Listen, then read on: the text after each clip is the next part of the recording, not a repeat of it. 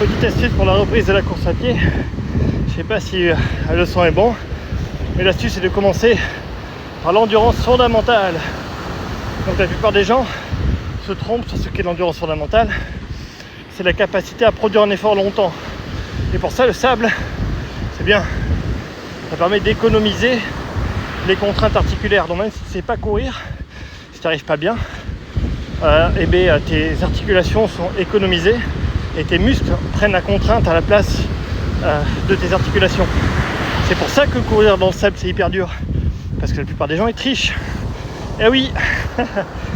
Donc voilà, dis-toi que fixe-toi un objectif de temps et pas un objectif de vitesse ou de distance. Commence tranquillement, sans gêne, sans douleur. Quand tu dois terminer la course à pied, tu ne dois pas avoir mal. Autre astuce, explication plutôt, d'abord avoir une astuce, c'est que l'endurance fondamentale, tu as bossé les muscles, les capacités internes du muscle, ainsi que les fascias et les aponevroses.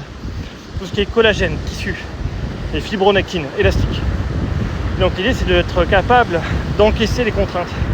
Et pour ça il faut produire des contraintes. Voilà un petit peu l'idée. Donc le conseil si tu commences, bon évidemment le sable c'est bien, la course à pied c'est cool. Je veux dire quoi d'autre, c'est course que tu peux, mais par contre dès que tu as le moindre doute, tu t'arrêtes et tu fais 2 minutes, moins de 2 minutes 50, 2 minutes 30 de pause. Il faut faire en dessous de 5 minutes pour regarder le bénéfice au niveau musculaire. Parce que si tu t'arrêtes plus de 5 minutes, tu recommences à zéro au niveau énergétique et tu as une nouvelle filière énergétique qu'il faut que tu relances. Donc tu recommences un échauffement.